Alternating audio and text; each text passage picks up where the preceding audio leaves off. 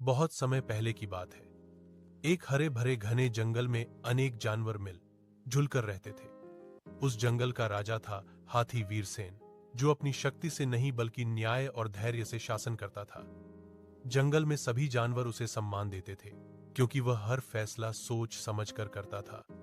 लेकिन उसी जंगल में रहता था एक चालाक सियार कुटिल, जिसे हमेशा राजा बनने की लालसा रहती थी। उसे यह बात खलती थी कि जंगल के जानवर एक भारी भरकम हाथी की बात क्यों मानते हैं, जबकि वह खुद को बहुत बुद्धिमान समझता था।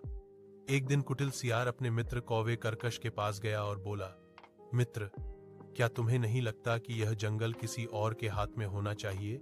कोई ऐसा जो दिमाग से राज करे, न कि ताकत से? कौवा चालाक था, लेकिन डरपोक भी।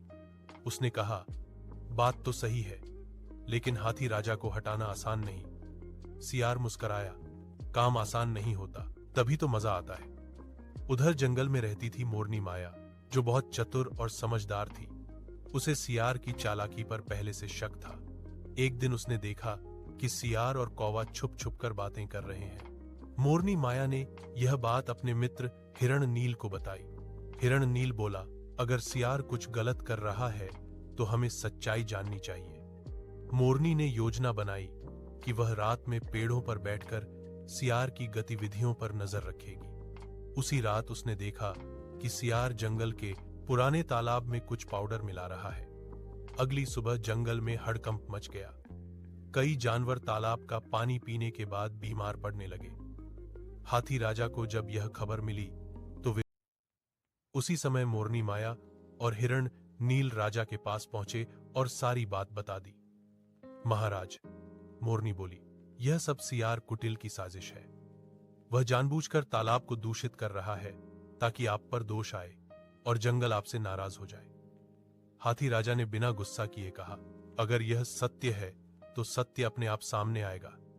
हाथी राजा ने उल्लू गुरु को बुलाया, जो जंगल के सबसे ज्ञानी थे। उल्लू ने तालाब की जांच की और पाया कि उसमें जहरीली जड़ी बूटी मिलाई गई थी। सियार को दरबार में बुलाया गया। पहले तो उसने इनकार किया, लेकिन जब सबूत सामने आए और कौवे ने डर के मारे सच्चाई उगल दी, तो सियार की चालाकी बेनकाब हो गई। हाथी राजा बोले, सियार कुटिल, तुम बुद्धि का गलत उपयोग कर रहे हो।